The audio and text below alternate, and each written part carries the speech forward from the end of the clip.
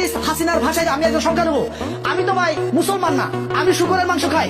আমরা যেভাবে স্বাধীনভাবে শুকরের মাংস খেতে পারি, তোমার ভারতীয় স্বাধীনভাবে আমার মুসলমান ভাইদেরকে গরুর মাংস খাওয়ার আইন তুমি করো, দেখি তোমার বুকের পাটা কত আছে।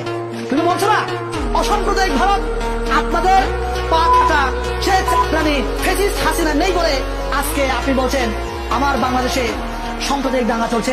ফ্যাসিস্ট হাসিনার ভাষায় যদি আমি একজন সংখ্যালঘু, আমি তো ভাই মুসলমান না, আমি শুকরের মাংস খাই। প্রকাশ্যে বলছি, সাংবাদিকদের সামনে আমি প্রকাশ্যে বলছি আমি তো শুকরের মাংস খাই। আমি শুকরের মাংস খাই বলে আমাকে তো কেউ লাঠি নিয়ে কেউ মারতে আসে না, আমার বাড়ি হতে কেউ পুরাই দেয় না, আমাদের হিন্দু ভাইদের, খ্রিস্টান ভাইদের, বৌদ্ধ ভাইদের হিন্দু ঘর বাড়িতে পুরাই দেয় না শুকরের মাংস খাই বলে। তাহলে তোমরা যে এতই সংখ্যালঘু এদেরকে মানে নিজের দেশকে সংখ্যালঘু প্রিয় বিভিন্ন ধর্ম সহবস্থানের দেশ দেখছো, তোমার দেশে তো গরু গোস্ত খাওয়ার কারণে কত মুসলমান ভাইকে মানে হত্যা করা হয়েছে। এটা তো আমাদের গুগলে সার্চ করে পাওয়া যায়। গরু গোস্ত খাওয়ার কারণে আপনি মুসলমান ভাইদের ঘর বাড়ি পুরাই দেন, রাস্তাঘাটে হেনস্থা করেন, এটা তো আমরা দেখছি প্রতিনিয়ত।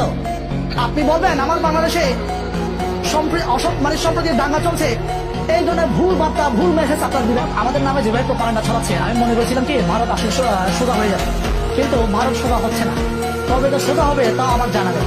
এরা যে অঙ্কুশকে মানুষ করাইতে পারবো কিনা একটা লেখ আছে না, যেমন সোজা হয় না, বাস যতক্ষণ ঢুকে রাখি বাসের ভিতর, বাসের চোঙ্গায় যতক্ষণ রাখা হয় ততক্ষণ সোজা থাকে।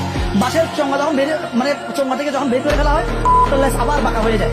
আমার মনে হয় ভারতের প্রত্যেকটা নাগরিক এরকম কিনা আমার জানা নেই, কিন্তু এই ভারতের যে সমস্ত নেতা আছে এই নেতাদের মানে কথাবার্তা শুনে আমার মনে হয় মতো এদের মন মানসিকতা চলাফেরা এরকম বাঁকা।